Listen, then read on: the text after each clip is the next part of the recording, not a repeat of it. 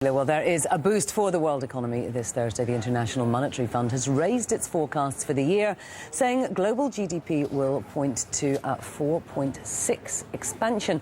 Well, that would be the best performance since 2007. It marks an increase from their April forecast of 4.2%. Well, let's take a look now at the highlights. The IMF sees the US leading advanced economies this year, growing 3.3%. That's up from its earlier prediction of 3.1%. In Europe, the IMF has kept its forecast for the euro steady at 1% this year. It's reduced it for 2011, however, to just 0.2%. Well, the emerging markets are the standout performers. The IMF sees big gains for China, India and Brazil. Well, we have got the principal author of the World Economic Outlook with us now. Jorg Decressin joins us now on the phone from Hong Kong. Thank you very much indeed for joining us today. It seems like this is overall very good news for the economy, although there are some concerns about market volatility and Europe. That's correct.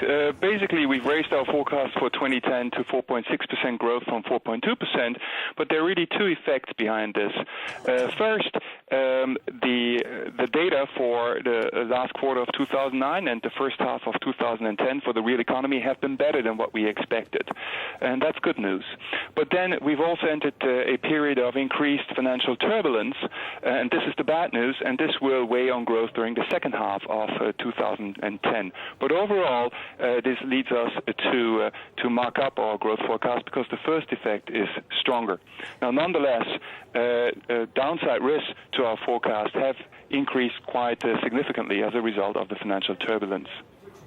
Now, US and Canada, they are the ones that are tipped to lead the developed nations. Do you have concerns over the fact that the US is not making moves really at the moment to cut its deficit? No, we don't have concerns about that. We believe that U.S. fiscal policy presently is appropriate. For 2010, there is no need to consolidate. There is no pressure on U.S.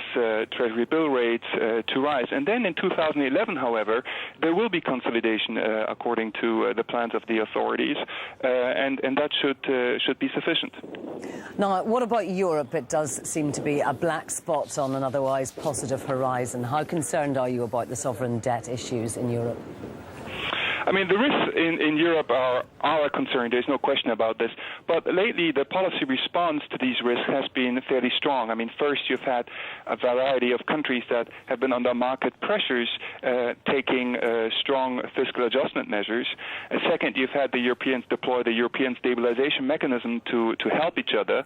And third, you've had the ECB intervening in markets, buying up government bonds.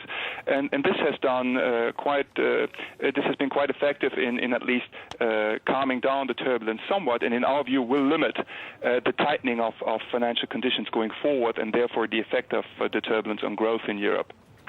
OK, I know we focused on the negatives, and there's some very positives there coming out of the emerging nations as well. But for now, Jorg Decressin, thank you very much indeed for joining us.